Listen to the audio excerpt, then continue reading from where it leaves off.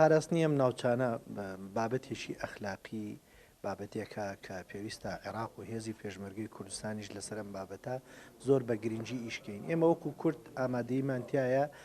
بۆ هەموو هەماهەنگیەک بۆی بتوانین ئەم ناوچانە بەباشی بپارێزین و پێویستە هێزی پێشمەرگەی کوردستان سەنگەرەکانی خۆیان قایمتر و باشتر بکەن چکە لە ئێستا حاڵەتەکە وایە لە هەموو شوێنەکان ئەبینین زۆرتر تەرکیزەکە لەسەر ناوچە دابڕێنراوەکانە و بۆ ئەم بابەتە عێراقیش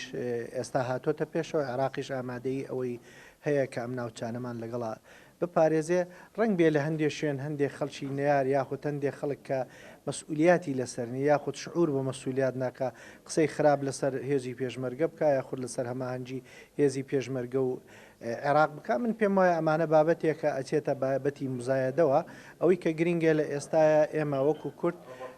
جودەکانمان یەخین و هەوڵ بدەین لە داهاتووە ئەم ناوچانە بەباشی بپارێزین و جودەکان بەردەوامە ئەوەی کە ڕوویدا لە ڕابردووە بەداخەوە خەڵکێکی زۆر بوون بە تەسحەیە بەڵام دڵنیا بە دڵنیای خەڵکی کوردستانی ژەکەین و خەڵکی ئەم ناوچانە ژەکەینەوە کە بە جواب دێین و بە جوابی شاتوینە و هێزی پێشمەرگەی کوردستانیش ئامادەیە بۆی سەنگەرەکان قایمتر بکەین بۆی خەڵکەکەمان لەم ناوچانە بەباشی بپارێزین.